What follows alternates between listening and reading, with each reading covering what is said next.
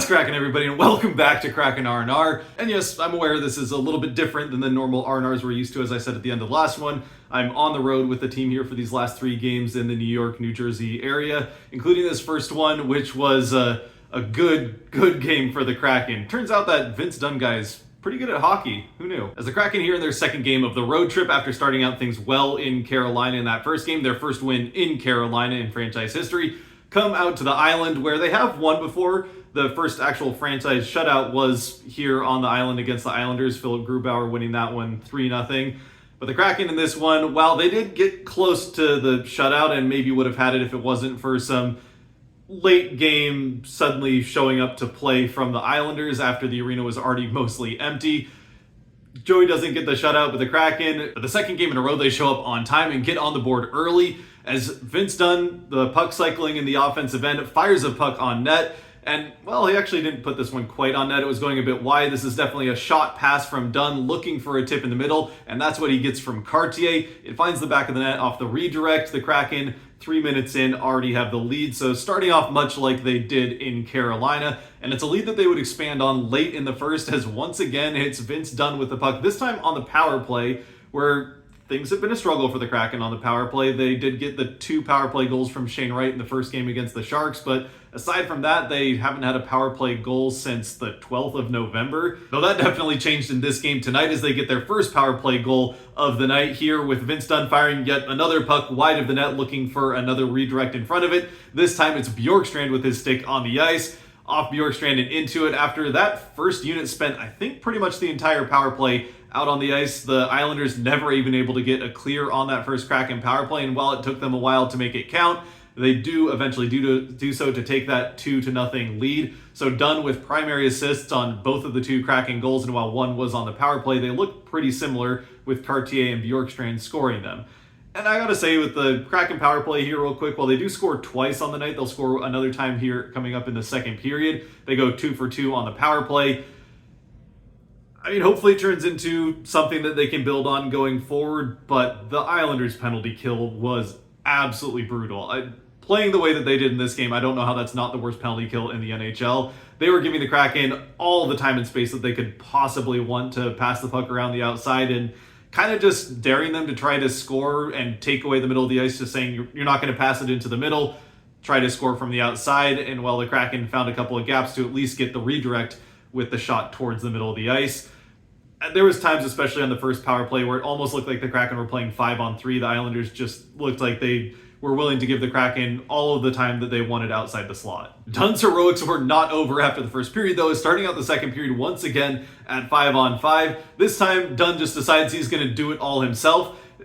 And maybe that's a bit reductive to say. The Kraken do a very good job of hemming the Islanders into their end. Really, like the first period, the Kraken were dominant in this game when it came to puck possession. The shots on goal don't necessarily tell that same story. For almost the entirety of the game, the shots on goal were within 1 or 2 both ways, but the Islanders were not getting much of anything dangerous onto Cord through the first 40 minutes, while the Kraken were getting some pretty good looks and definitely spending a lot more time with the puck and in the offensive end. In the second period, that makes a big difference where the benches are farther away. The Kraken able to extend quite a few Islanders shifts, and that's what happens here on this goal early on in the second, is after the Kraken are able to get a couple of shifts off, I think the Islanders maybe clear it once to get at least a partial change, but the Kraken back in the offensive end. Beniers gets a good shot from in tight that is saved, but Dunn picks up the puck, circles around the outside, finds a shooting lane, fires it off on net, and with Gord screening in front, it finds the back of the net to give the Kraken the 3-0 lead. And much like the second period, a late power play for the Kraken and a very low resistance penalty kill from the Islanders. Another screen from Gord, and late in the power play, this time the second unit out on the ice as the Islanders were able to clear the puck at least once. The start of this power play didn't go quite as well for the Kraken, but once they did get set up in the offensive end, they once again had all the time around the outside that they want. Eventually, Wright is able to get the shot off from the same spot that he scored twice there against the Sharks. Kind of low circle on the goaltender's right-hand side, the blocker side for most goaltenders. And again, with Gord still screening Sorokin for the second time in this period, Wright's shot finds the top corner to give the Kraken the 4-0 lead and give them the 2 for 2 on the night on the power play, which would be how it finished. The Kraken don't get a third power play in this game, but they do enter the third period with the 4-0 lead. After 40 minutes, it's 4-0 Kraken. The Islanders get booed off the ice, and it wasn't necessarily a very loud arena, somewhat sparsely attended for this one, but the loudest that the Islanders fans were all night long was throughout the second period, and especially at the end of it, letting the team know what they thought of the performance. And yeah, the Kraken just all night long were all over the Islanders. That stays true throughout the third period, really until we get into eventually once you're starting to really think about the shutout, kind of 7.5, 8 minutes left in the third period.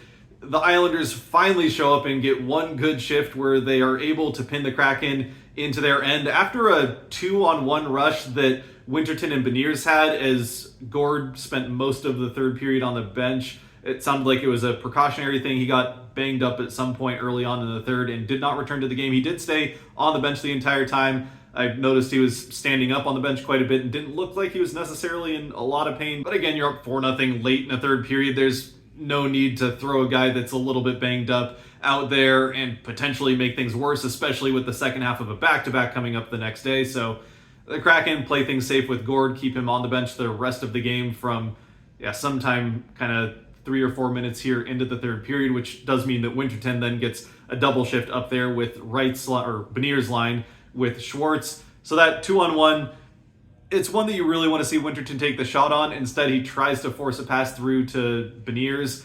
It's one of those plays that you'll see a young player make, trying to defer a shot when there's a 2-on-1 chance. He just needs to take that shot. Unfortunately, it comes back the other way. The Kraken aren't able to get a change off, and eventually, after a couple of attempts to try and freeze the puck by Decord in the crease, the Kraken can't quite get a stick on it. It ends up back out to the low face-off circle where a shot comes off with Decord still scrambling in the crease.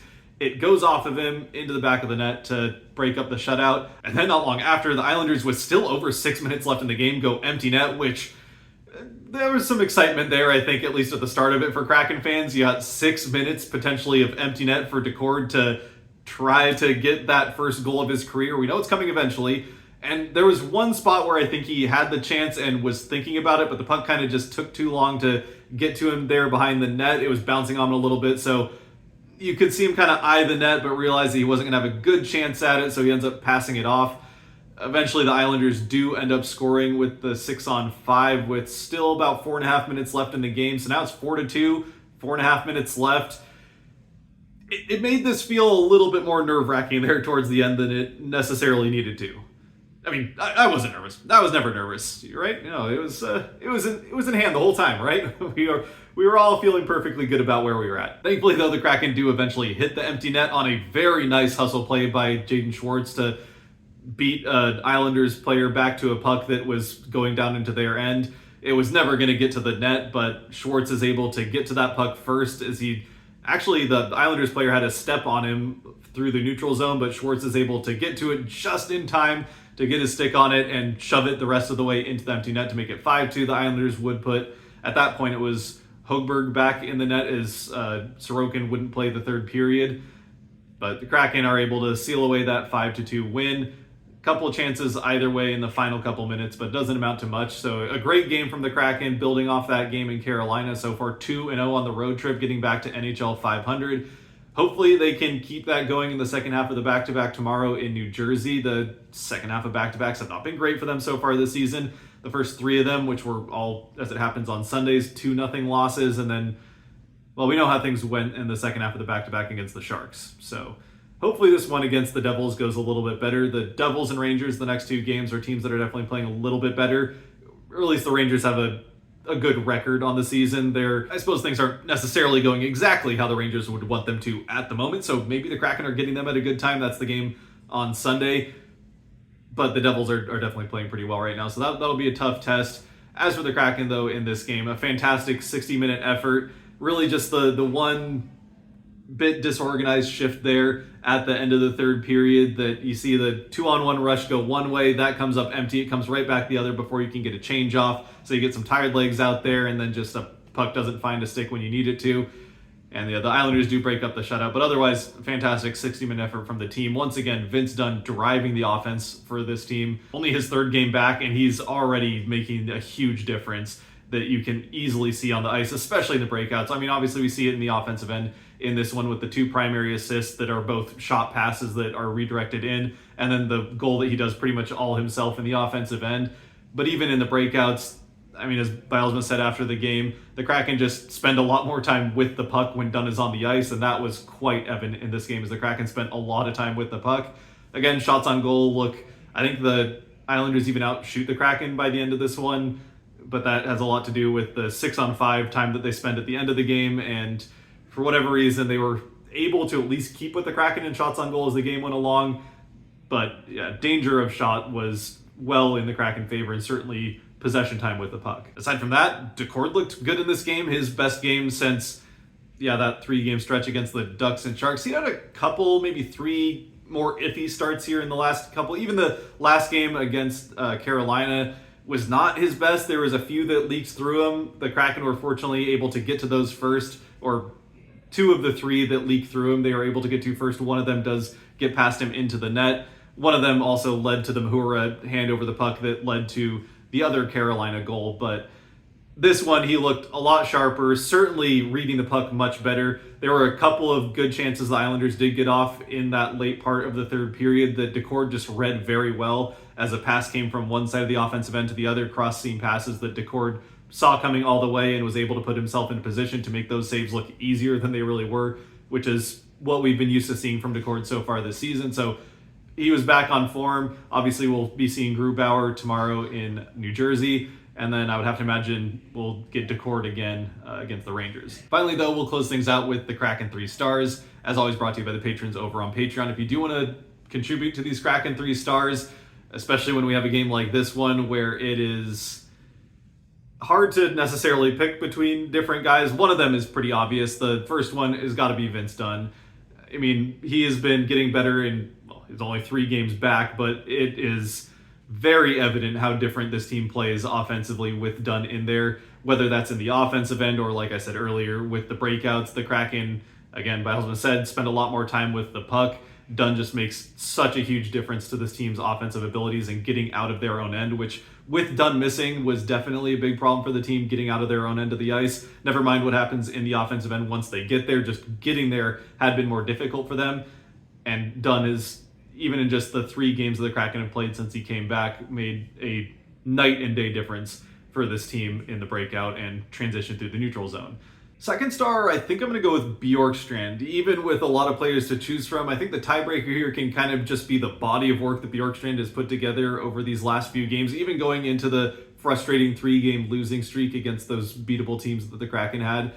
And yes, I'm aware the Sharks also had a pretty impressive win over the Capitals after they beat the Kraken twice, but then just got absolutely stomped against the Lightning here tonight. So while they were hot, maybe still a team that the Kraken probably shouldn't have lost to twice in a row.